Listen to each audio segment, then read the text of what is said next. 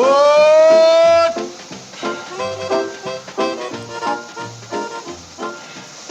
There you are, Joe.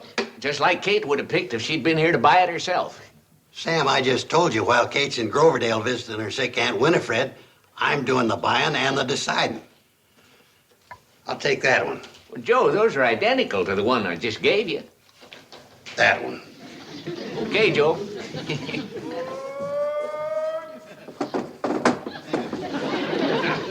That's better.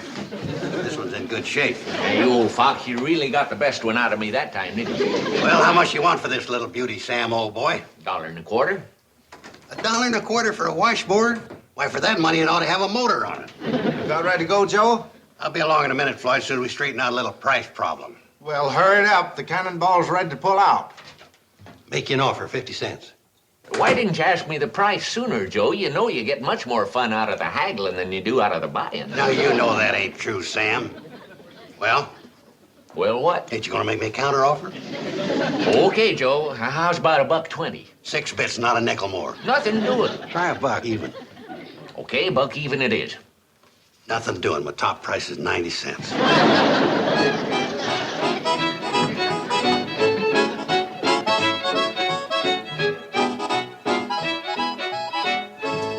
There you are, Joe. Congratulations.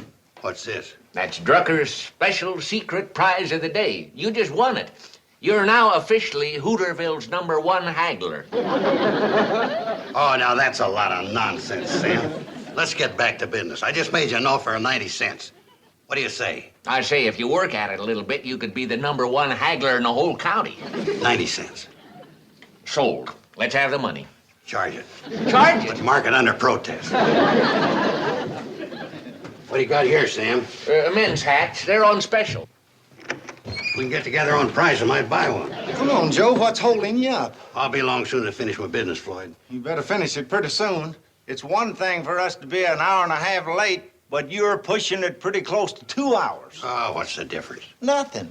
But today we got other people waiting. I'll be along in a few minutes. We can't wait that long. Them folks is getting riled. Come on now, we'll have to pull out without you. Pull out without me. That's ridiculous. Joe, you got exactly 30 seconds left to catch that train. And that's official. Maybe you better go, Joe. He sounded like he meant it. Oh, Floyd talks more than he says. Pull out without me. That's ridiculous. Oh, look. Terrible. What? Come on, Floyd, let's go.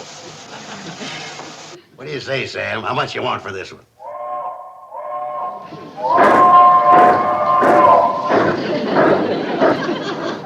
All right, Joe, since you got plenty of time before you start that nice long walk back to Shady Rest, I'm opening the haggling at $1. And you just went off and left Uncle Joe in Hooterville? Had to, Billie Jo. There was people waiting. I went into Drucker 6 times and tried to drag him out. You know him. When he gets to gabbing, there's no way to cork him up. Well, I can understand how you both felt, but I can't help worrying about poor Uncle Joe, walking all that way. Yeah, he's apt to be a little peeved.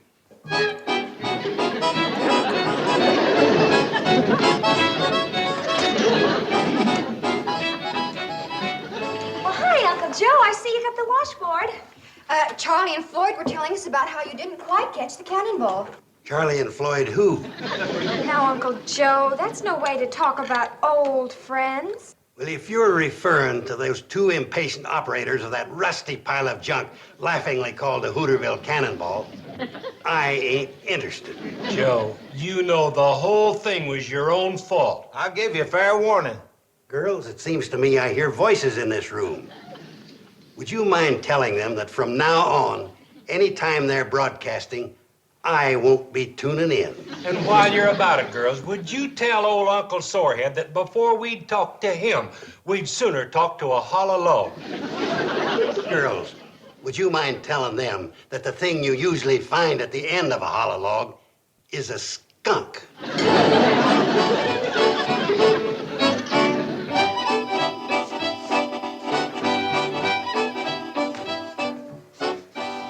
two polecats must be gone. The air smells a lot better in here. Joe, are you going to keep up this silly fight forever? Silly fight my eye. It's a matter of principle. What principle? I don't know, but there's one here somewhere. Joe, you sure look pretty. Where are you going? Orville's picking me up to take me to a movie matinee. Picking you up? In what? In his flivver. Well, how's he going to do that? The nearest road's 2 miles over the hill. He latched onto some old handcar wheels, and he replaced his regular car wheels with them. You're joshing. There he is. I don't believe it. Well, there's only one way to find out. Come on out and take a look. This I gotta see. Okay, Betty Jo, we're all set. Orville, how did you do it? Brains, patience, and perseverance. And the help of my older brother. He's a mechanical engineer. Well, what do you say now, Uncle Joe? Well, I haven't seen it work yet. Come on, Orville, you could tell us. You pushed it in here, didn't you? Oh, gosh, no, Mr. Carson. Well, hop in, Betty Jo, and we'll show him.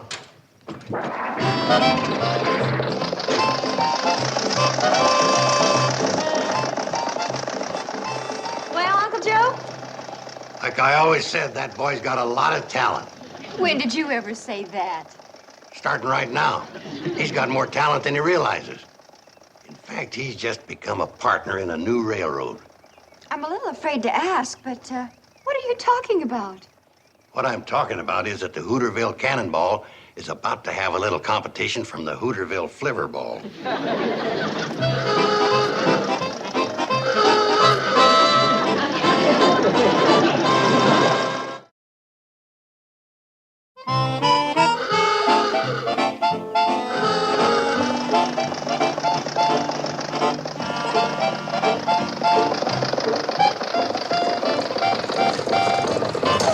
Welcome back, kids. How was the show? Fine, but riding in this was the real fun. Well, thanks for taking me to the show, Orville, and especially for the keen ride. Ah, sure thing, Betty Jo. Come on, Uncle Joe. You go on up the house, honey. I want to talk to my good buddy Orville for a minute. Let me get this straight, Mr. Carson. You want to go into partnership with me? Of course I do. You got talent, intelligence, and brain power, my boy. I have? In a car with flanged wheels. You really think we can compete with the Cannonball? Why not? They may be bigger, but we got more speed. Well, we can make a dozen runs to Hooterville while they're still trying to get up steam in Pixley. And all I have to do is lend you the car, huh? And furnish the gas and oil. Then we'll split the profits after that right down through the middle. Mr. Carson, I don't know what to say. Now, let's look at it this way. What other boy ever had half interest in a railroad at 16? I guess you're right. Of course I'm right, partner. Girls, your mother's a great little woman, but she just ain't got my business instincts. Now, when she gets back and sees what I'm doing, she'll be proud. What she'll be is furious. Oh, no, she won't. She's never really seen me in action yet. Why, before long, Orville and me will have diesel locomotives, tank cars, Vistadome. Hooterville will be the hub of the railroad industry. Might even buy out the New York Central. Uncle Joe, you know you don't believe a word you're saying. What do you mean? I mean that you're doing this for one purpose only. To get even with poor Charlie and Floyd. Yeah, poor is right. When I get through with them, they ain't going to have enough steam left to blow their whistle. Uncle Joe, now listen a minute, please. The Cannonball is Charlie and Floyd's whole livelihood. Well, if it's their livelihood, they ought to know better than to go around leaving important passengers stranded. Now, Uncle Joe, you know whose fault that was. You're dang right. I got it figured. 40% Floyd for making the signal, 60% Charlie for leaving. Well, Charlie, Floyd, we were just talking about you, weren't we, Uncle Joe? You were. I was talking about the railroading business. Hey, what's that fool Flivver doing sitting down below on our tracks? Your tracks? They ain't no more your tracks than they are anybody else's. But it's our railroad. It has been up until now. You and Charlie had a pretty slick little monopoly going. Joe, what in tarnation are you talking about? I ain't talking, I'm telling. At 8:04 tomorrow morning, the little Hooterville Flivverball sitting down there is going to run your Cannonball out of business. You're gonna run us out of business with that little thing? That's the biggest joke I ever heard. Yeah? In a couple of days, you'll be laughing out of the other side of your boiler. Why, that ornery old coot. Reckon he's really serious. Who'd think he'd go that far? just 'cause we made him walk home with that washboard. Oh, there's nothing to worry about. By tomorrow morning, when Uncle Joe finds out that there's work connected with this, he'll forget the whole thing. I hope.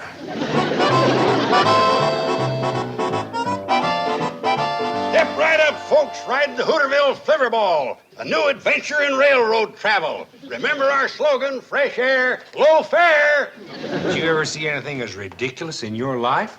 Yeah, who'd ride in that pneumonia buggy? Are you tired of riding in that cooped-up coach with its stale, used-up air? Then ride in the wide-open fresh air Flivverball, specially equipped for sightseeing.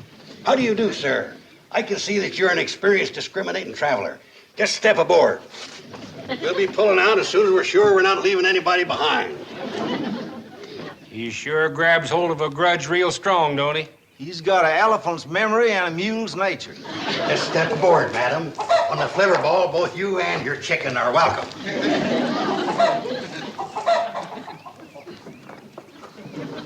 Take the scenic route, folks. Unlimited view of all historical points of interest. Just step in, folks. There's room for everybody. I'll be switched. He seems to be getting a few. He seems to be getting more than we're getting. Some people will take to anything just 'cause it's new and fashionable. Well, folks, it's departure time, and we're departing.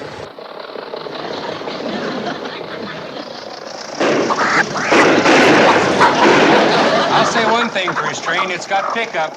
Yeah, but we got his overflow.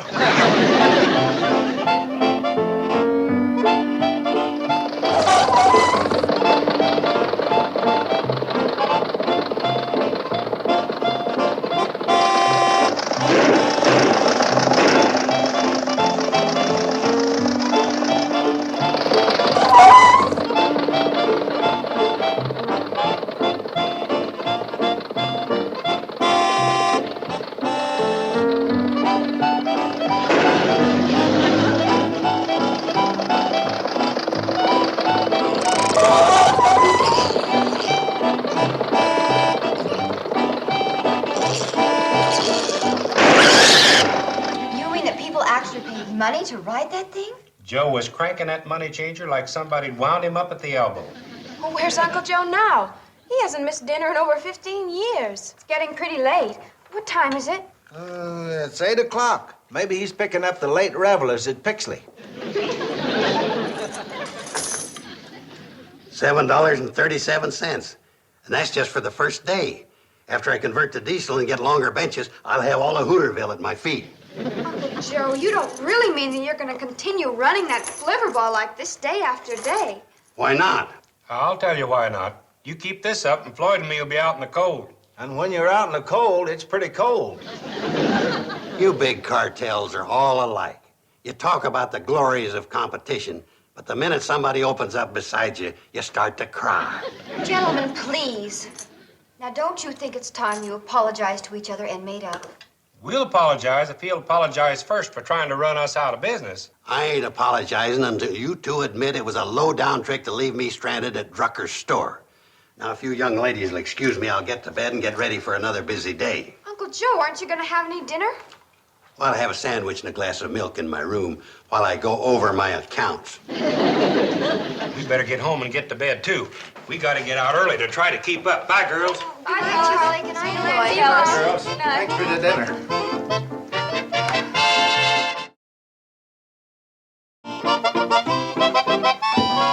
Good morning, Uncle Joe. Hi, Uncle Joe. Morning, Uncle Morning, Joe. girls. You got some breakfast for a hungry railroad man? Mom's in the kitchen getting it ready. Your mom's home? Yeah, she got in last night, and Aunt Winifred's just fine. I can close my eyes and tell you what we're having. Country sausage, buckwheat cakes, and blueberry syrup. That's my favorite breakfast. We told her what's been going on, Uncle Joe. I think she's got a surprise for you. Good morning, Uncle Joe. Good morning. Welcome home, my dear. Thank you. It's good to be home. Tell me something. Are you still in the railroad business? I'll say I'm still in the railroad business. A couple more days and I'll have that cannonball in mothballs. Guess that makes you feel real proud. Well, let's face it, some of us have it, some of us don't. Putting Floyd and Charlie out of business would be a real triumph, wouldn't it? When they sell that cannonball for junk will be the happiest day of my life. Well, I guess when big businessmen get to competing, There's just no room for sentiment. Kate, you're finally getting realistic. You know, in the jungle of big business, somebody has to suffer. Kate, forgetting something? Oh, I don't think so, Uncle Joe. What? My plate. Ain't nothing on it but the painted flowers. Yeah, that's right. Aren't we planning on covering them up with hotcakes and sausage? No, we're not. As long as this silly feud keeps up between you, Charlie, and Floyd, none of you are going to have a bite to eat at this table. You're Josh. I am? Would you please... Pardon me. Would you please pass the blueberry syrup, Billie Jo?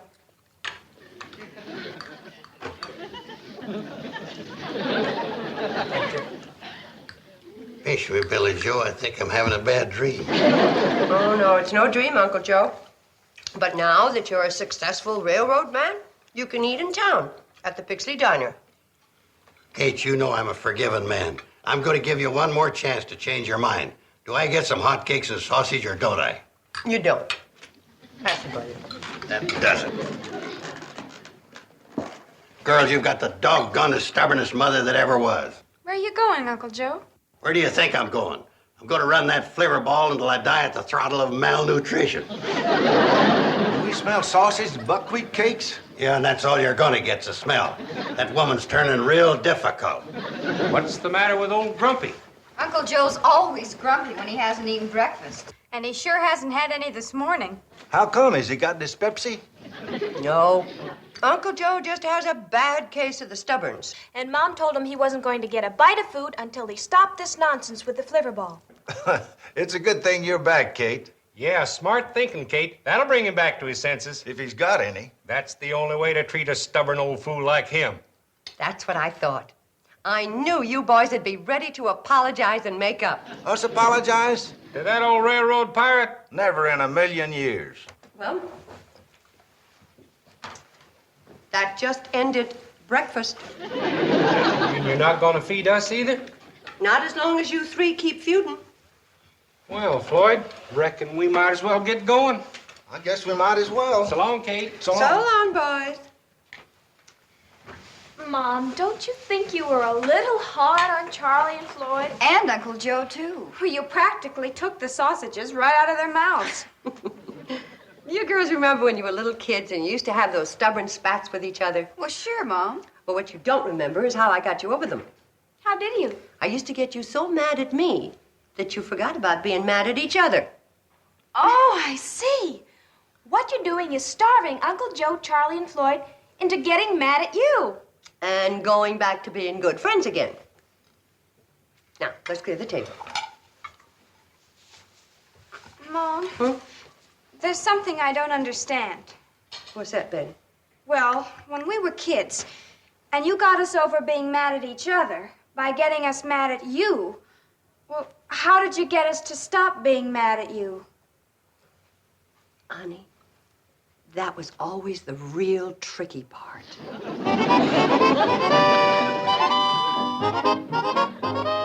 What a breakfast for a big railroad executive.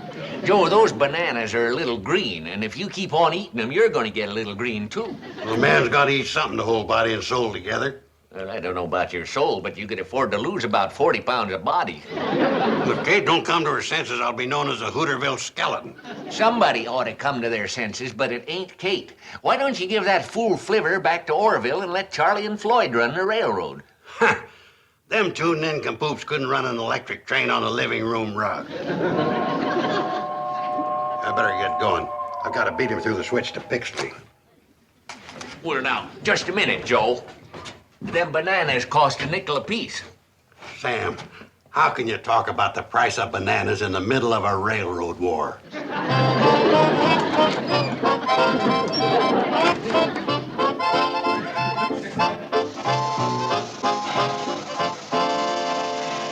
I'd have bought more bananas if I'd known I was going to have so many monkeys in here today. Sam, we ain't enjoying living on bananas. But it's better in the Pixley Diner. Them blue plate specials of theirs is turning Charlie and me blue. All you have to do is apologize to Joe and you'll have your feet back under Kate's table. We wouldn't apologize to him if he was head of the New York Central. Come on, Floyd. Let's see if we can knock him off the track on the way to Pixley.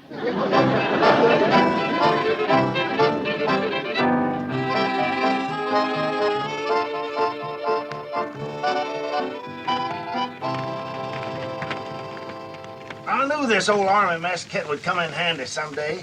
Well, if the Army had to travel on its stomach and waited for you to do the cooking, we'd lost the war for sure. Wait till you taste this. You're gonna be surprised. I'll be surprised if I ever get to taste it. Charlie, I'm the conductor, and I don't mind helping fire the engine, but I never signed on as a cook. Do I smell something cooking? Well, if it ain't the big railroader, Floyd, give Mr. Vanderbilt a seat. Don't be so smart, Alecky. Floyd, what you cooking? He's cooking some food for us. Oh, Charlie, let's give him a little. He's starving just like we are. I don't know as I'd accept charity, even if it was offered. Okay, we won't offer you any. On second thought, I'll accept. Here you are. Beef stew, a la World War I. Stew like this could lead to World War III. I never thought anything could taste worse than green bananas, but Floyd, you've done it. Oh, it is off-landed. Somewhere between World War I and now, I must have lost my touch. I suppose you know who got us into all this trouble. Kate. That's right. If it wasn't for her, we wouldn't be suffering like this. That stew on top of them green bananas is sure starting to make me suffer. That's the trouble with women. They ain't got no sense of humor. You're right, Joe. A few old friends start having a little good-natured fun, and right away some woman comes along and starts taking it serious. Of course. But how could she figure I was planning on staying into the railroad business? Me up to my ears in work running that hotel. Like I was telling Kate a little while ago, it's just too much work for one man, no matter how talented he is. You're right, Joe. Your place is back on the front porch of the Shady Rest, making decisions. And our place is running this cannonball. And all of our place is right back where we can get our feet under Kate's table. You know what's going on over there right now? What? Kate's laying out a spread of chicken and dumplings that'd make a statue come running to the table. Well, what are we doing here? You know what the old World War I infantry manual said? Sure. When they got you completely surrounded, surrender and join the enemy. Let's go.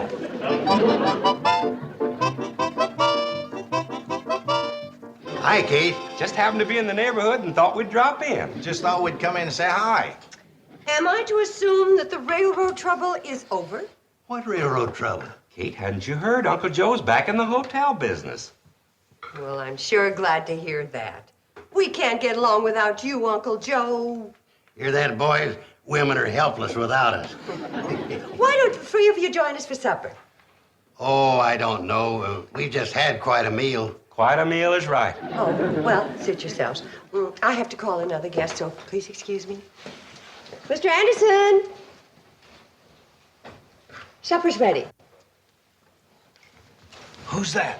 That's J.P. Anderson, a salesman, otherwise known as Wipeout Anderson, the bottomless pit of the eating world. Well, we better get to the table before him or there won't be a bone left. Full as we are, I think we'll try a little of your chicken and dumplings, Kate. Well, whether you can choke down a bite or not, it's sure good to see the three of you sitting at this table again. Oh, Mr. Anderson.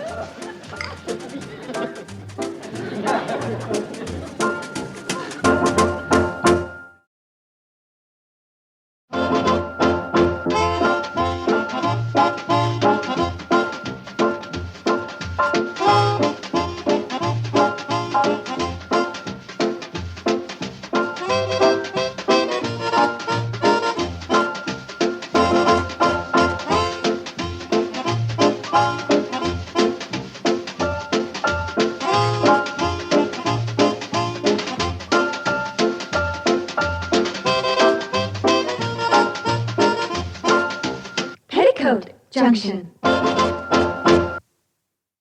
This has been a Filmways presentation.